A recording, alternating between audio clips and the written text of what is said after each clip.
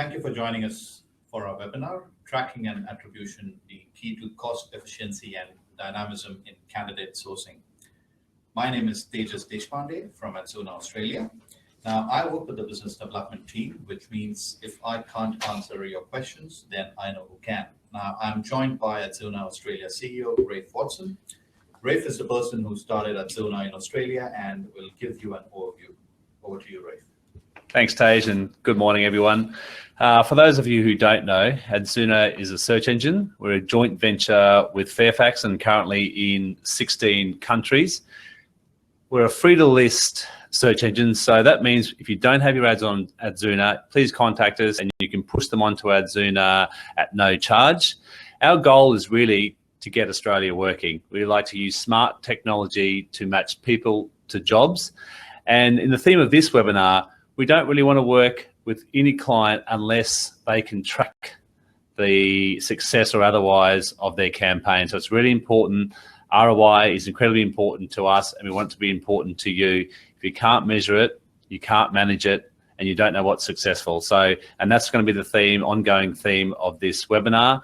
And at the end, we'll take questions, and I'll also jump in and give you some real life anecdotes as well about how some clients have used different tracking methods. Great, thanks for that, Rafe. Now, in this webinar, we will cover tracking and attribution and why it matters, methods of tracking and models of attribution. Now, before I continue, please feel free to ask any questions by sending a message at the side of your screen. Rafe and I will attempt to answer your questions at the end of the webinar. Now, firstly, we know what tracking means, but what about attribution? What is it? Attribution is the method to determine how credit is given to marketing activities for generating conversion activities. This could be in the form of leads, acquisitions, or transactions. Now, in the context of staffing, attribution is all about allocating credit to the most important activities responsible for generating a job application.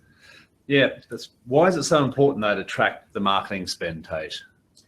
Okay. Now, if you can't track where your applications came from and don't attribute them properly, then how do you know what works or what doesn't work? When it comes to tracking and attribution, ignorance is not bliss, it's damn costly. If you're spending advertising dollars on a promotion, it should be tracked. If you're spending your staff's hours on an initiative, it should be tracked. If it drives traffic to your website, it should be tracked to the greatest extent possible.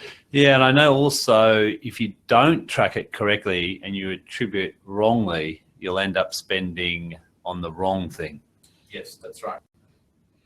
Okay, now look at these companies, ASOS, Amazon, or Kogan. They track where every purchase came from, and they're only selling small ticket items with low margin, your groceries, t-shirts, and electronics.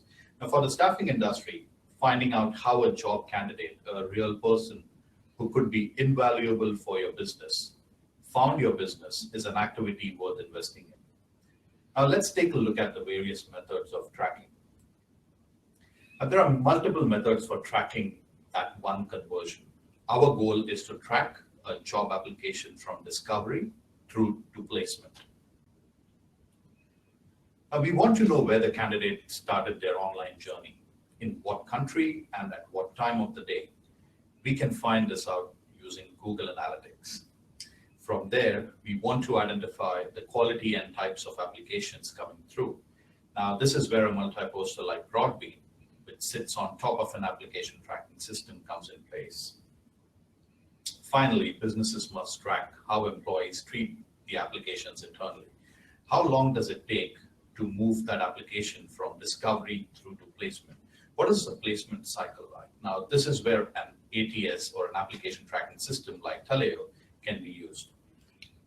Just to give you an idea, we integrate with the majority of the application tracking systems and multi-posters, and recruiters and corporates post jobs on Adzuna using these platforms. And we make the process of integrating with these systems so seamless that it is easy for clients to start their campaigns with Adzuna as quickly as possible. Now, the overall goal is to reduce the number of steps to find, process, and place quality candidates. So how do we refine, streamline, and improve the process? Let's do a little test here. Do a dummy application from every source via every method they are sending applications to you and make sure they are working properly. If you ever see large spikes or slumps in applications, it's usually incorrect tracking. If you are using tracking tags, make a parameter generator to ensure that tracking is consistent. Yeah, absolutely. I think here it's worth noting that we've had some clients before we've started campaigns who are definitely not tracking every source well. And for some clients, they initially thought that their website was providing upwards of 80% of all their candidate applications. But in fact, this was not the case. There were many other sources that were coming into their website, and they were only attributing their website because that was where they applied from. They did not realize that they were coming in from sources like Adzuna or other job boards. So it's really important that you can track backwards and that your website doesn't get all the credit for applications when it's not, in fact, the case. So Tanis, could you explain to me the method of how to work out the cost per job application? I'm pretty sure this will be crucial when you're optimizing the marketing spend and, of course, saving money.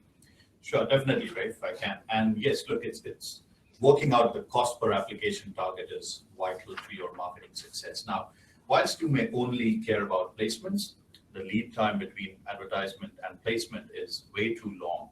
Worst case scenario is that the campaign was very poor and you have just wasted months of time and thousands of dollars. Alternatively, if you are measuring against a cost per application target, you would know how it was performing within a week. Another thing that we tend to find is that when you ask people, what is their cost per application target? And their answer is as cheap as possible. Now, the problem with this is that you can only ever get a small selection of candidates as cheap as possible, and the rest of the candidates are harder to find. Now, this pushes your cost per application really up. However, if you have worked out at what point the application is too expensive, then you know how much is too much at the beginning of your campaign. Now, firstly, you need to attach a monetary value to a hire. Of course, every hire is different, but you need to determine a benchmark of the value of a hire or the amount you're willing to pay on advertising per hire. Now, this can be changed later if you find that it's either too high or too low. Now, next, you need to dig into your application tracking system or analytics and determine historically, on average, how many applications were received per successful hire. It's important to look at the largest sample size possible to ensure that your average is not being skewed by an anomaly. So I'd rather recommend looking at this over at least a 3-month period, but the longer the time period, the better. So now you have your value per hire and your applications required per hire. All you need to do is divide your value per hire by applications required per hire. For example, say you are prepared to spend $1,000 per hire and you usually require 50 applications per hire, then you divide $1,000 by 50 and you have a $20 cost per application target. Look, and also I'd probably like to say here that, again, we know from speaking to clients that all applicants aren't created equal as such. So we have many clients that are dividing the bucket into two, I guess, if you like. Applications they don't rate as such or don't even want to add to the database, and then ones that they do rate and that may not get this job, but they are certainly what they call useful applications or top talent, and they can be fed into their talent pool to keep warm or in fact pushed into or presented with another job. And then that can create a higher value on an application. It could go from the $20 cost per application to even $100 to $200 because this person is going to be valuable to the organization. So think about what metrics will work for you and if you need a talent pool, etc. Now, on to attribution models. Just to recap why it's important to attribute your spend. Now, if you can't track where your applications came from and don't attribute them properly, then how do you know what works or what doesn't work? Now, there are multiple attribution models. So how do you choose the right model for your business? Ask yourself these questions. How many marketing channels do you use? And how long is your marketing cycle? The answers to these questions should help you choose the right attribution model. Let's take a look at a scenario and discuss the possible attribution models. Okay, day one. This Anna, a job seeker, wants to find a new job as an engineer. Now, Anna types engineer jobs in Google and clicks on one of the organic listings on the Google search engine result page and lands on Adzuna. Day two. Anna continues her search for an engineering job and clicks on one of the pay-per-click ads on Google to land onto Adzuna again. Now, she then subscribed to Adzuna's job alert to receive daily EDMs about new engineering jobs on Adzuna. Now, on day three, Anna receives an EDM from Adzuna with multiple jobs for engineers. One of the roles looks perfect. Anna clicks on the job and it's a doozy.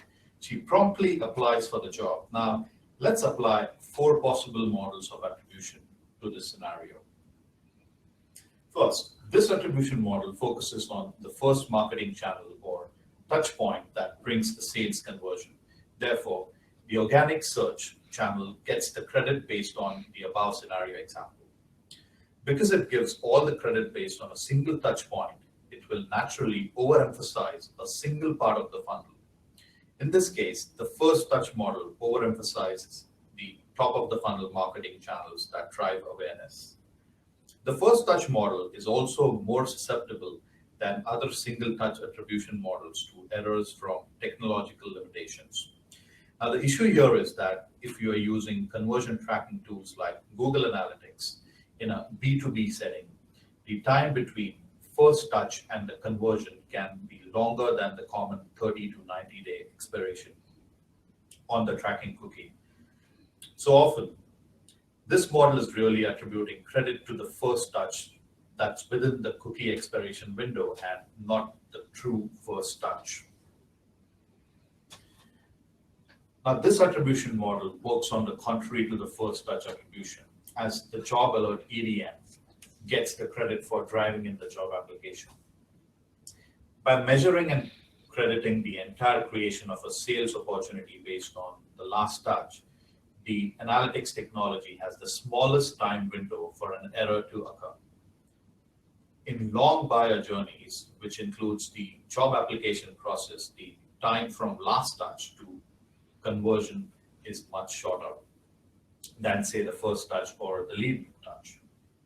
This matters because many tracking cookies have a 30 or 90-day expiration.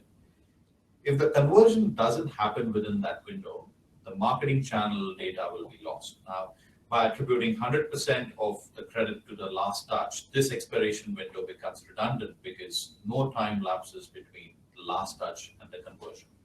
Yeah, also, I think in here, we know that the application method or time spent between maybe a lower skill blue collar worker to a white collar mid-level upwards varies greatly. So we know again from clients that often the white collar worker may click through from a source to the website and will not apply directly because they want to get their cover letter, their CV updated. Maybe they've come through from one of our products located, say, on the AFR or the SMH, and so they're not ready to apply. We've activated them from passive to active. So then they come back directly to that corporate's website, say, and apply. So the last click attribution or the attribution often attributed to this application, again, is the website, when we know that that's not the case, that the attribution should actually be Adzuna or another job board. That's right. Also, now let's look at the time decay model. Now, it's a multi-touch model that gives more credit to the touch points closest to the conversion. Now, it makes the assumption that the closer to the conversion, the more influence it had on the conversion. Now, in this case, the EDM would be allocated the highest amount of credit for the job application, followed by the pay-per-click and then the organic search. Now, the problem with this assumption is that it will never give a fair amount of credit to top of the funnel marketing efforts because that will always be the farthest away from the conversion. Now, the U-shaped model is a great multi-touch attribution model for marketing teams that focus on lead generation.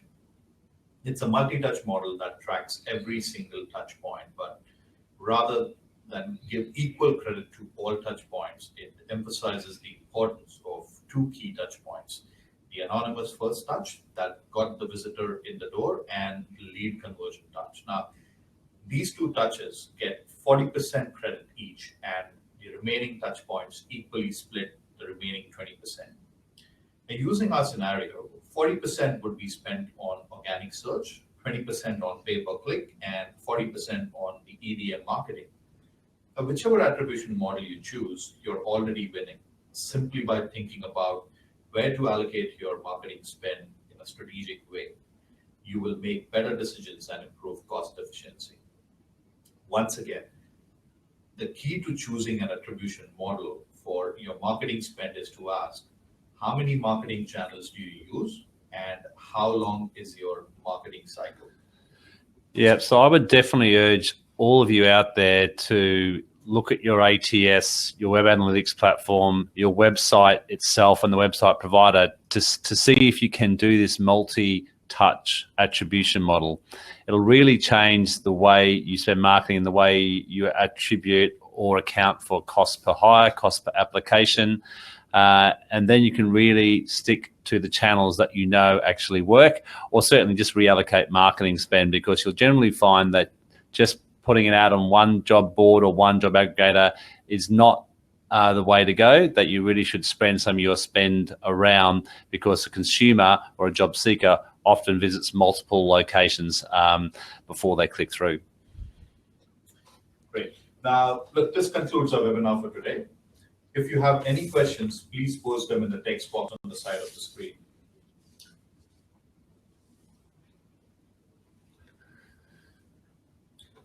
Okay.